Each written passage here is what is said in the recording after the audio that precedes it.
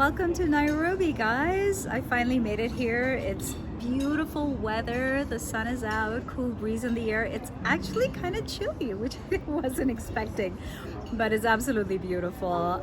Excited to be here. Can't wait to show you about all my adventures in Kenya. In the meantime, I'm going to give you a little spiel about my arrival to Nairobi Airport. I have to confess, I'm coming back 30 years later, and I was expecting a lot more development given the fact that Nairobi is one of the central cities to fly into when coming to this part of the world.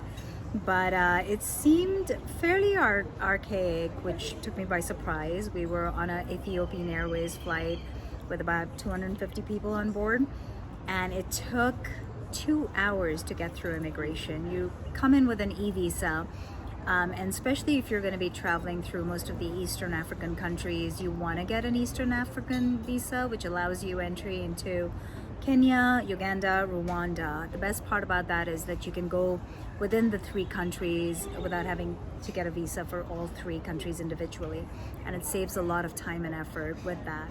But once you exit any of those 3 countries and come back in, you have to apply for the process all over again. So keep that in mind if you're traveling to this area.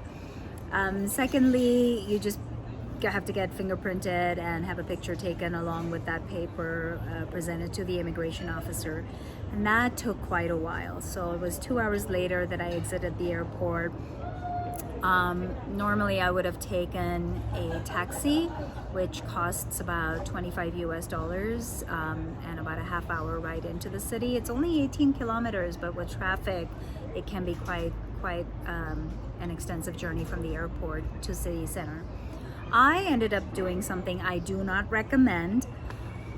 I took the local bus, and I think I did this more for the sake of adventure because I got there at about 1:30 in the afternoon. I exited the airport at 3, and I was on a bus by 3:30.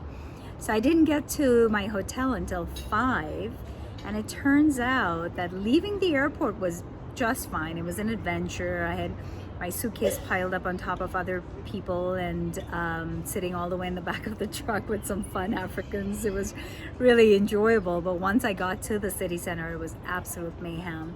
And on top of that, the elections are going on right now in Kenya. So there's a lot of propaganda and rallies and all of this kind of stuff going on. So major chaos in the city center. The bus actually dropped us off somewhere other than the bus station, and you had to make your way to the hotel. I had absolutely no idea where I was because my Maps.me wasn't working, and luckily I happened to be sitting next to this guy who just happened to be in the tourism industry, and he was kind enough to walk me to my hotel. Otherwise I'd be completely lost. He actually made me a little nervous by saying, don't take your phone out, and don't wear anything around your neck, and don't flash anything at all. And I'm like, I just got out from the airport. What do you expect? I have all my luggage with me, which thankfully was just a trolley bag and a little day pack. Thank God for that. But I made it to my hotel at 5 p.m. and so this was almost close to 20-hour journey for me from Bahrain. It wasn't even from Europe or North America. So quite the trip. I'm glad I'm here. Not doing that ever again. Guys, if you're coming to Nairobi for the first time, do not take the local bus. Pay the money, take a taxi. It's definitely a lot easier and less overwhelming. And here I am at the Nairobi National Museum enjoying some masala chai.